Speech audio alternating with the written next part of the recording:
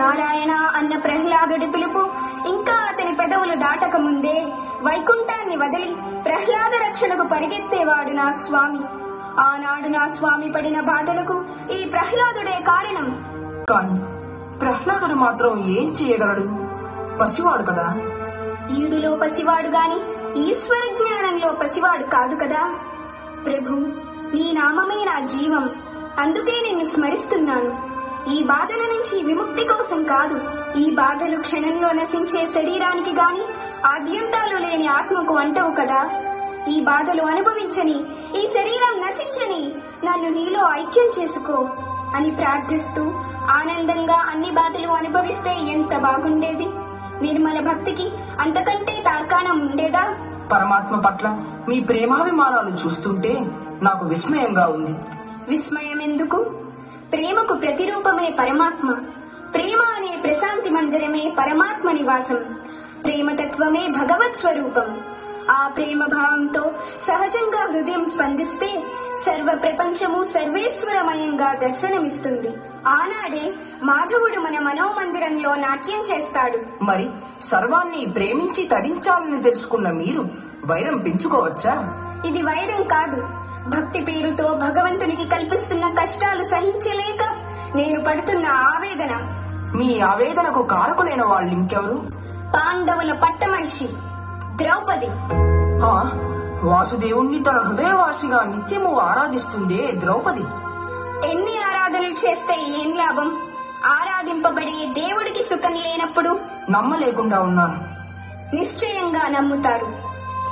ఒకరోజు వాసుదేవుడు రాజకార్యాలతో అలసిపోయి తన మందిరం చేరుకున్నాడు. రుక్మిణీదేవి భక్తితో అమర్చిన విందు భోజనం ఆరగించబోయే సమయానికి కృష్ణ, వాసుదేవ, పాహిమాం పాహిమాం అన్న ద్రౌపది ఆర్తనాదం వినిపించింది.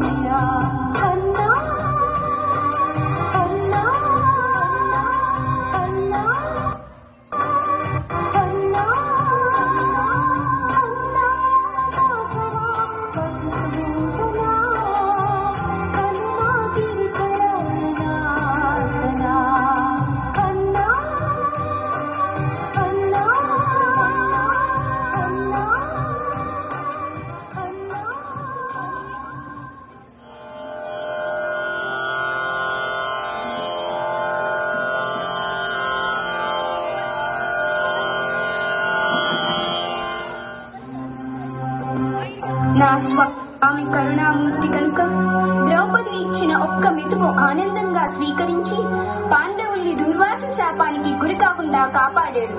అవును, జరిగింది జరిగినట్టు చెప్పారు. పాంచాలి మహర్షి శాపానికి గురి కాకుండా కాపాడుకునేందుకు శ్రీకృష్ణ పరమాత్మను వేడుకుందే కాని భక్తురాలిగా అతని ఆలనా పాలన ఏమైనా చూసిందా? అందుకే ఆమెంటే నాకు కోపం.